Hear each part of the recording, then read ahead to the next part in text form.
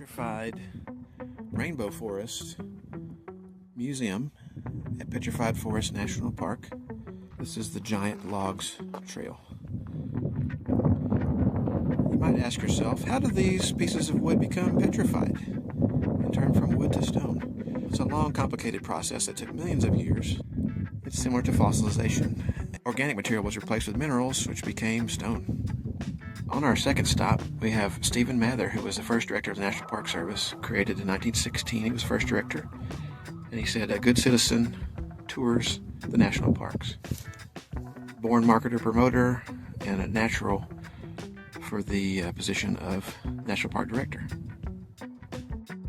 Okay, as you walk up this trail, you can see Mather's plaque over there. The ancient riverbed that we're walking on. Looking over here, you can see some really big pieces of petrified wood and the entire Rainbow Forest complex. This was built in the 1930s by the CCC, the Civilian Conservation Corps, which was an agency created by President Franklin Roosevelt, FDR, to give young men a job.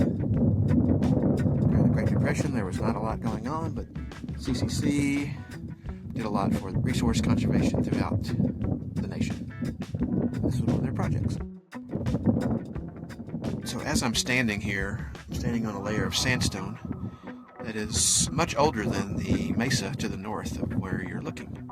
Think about the different layers that were laid down. The oldest layers are more toward the bottom, the youngest layers on the top. Pretty interesting how each of those developed under a different environment. This particular tree is referred to as Old Faithful.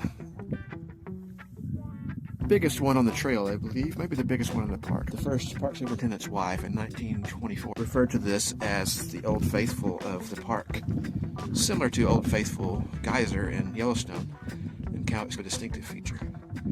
The name stuck after a number of names. In 1962, lightning struck this and broke it. The Park Service at that time put it back together, cemented it, built a retaining wall so it wouldn't collapse. Nowadays, they would not have done that.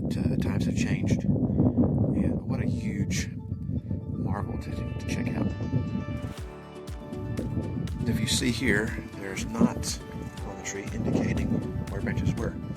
That determines the shape of the tree. You have to realize, at least from a theoretical perspective, what these trees may have looked like as far as their growth form.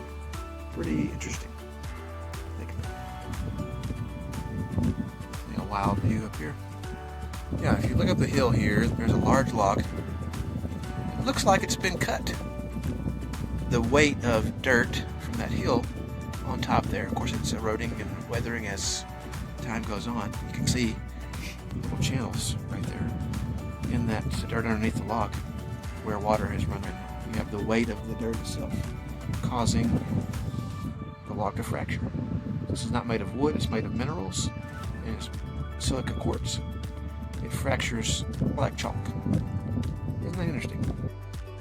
They determined that these trees found here are actually ancient conifers, similar to modern pines.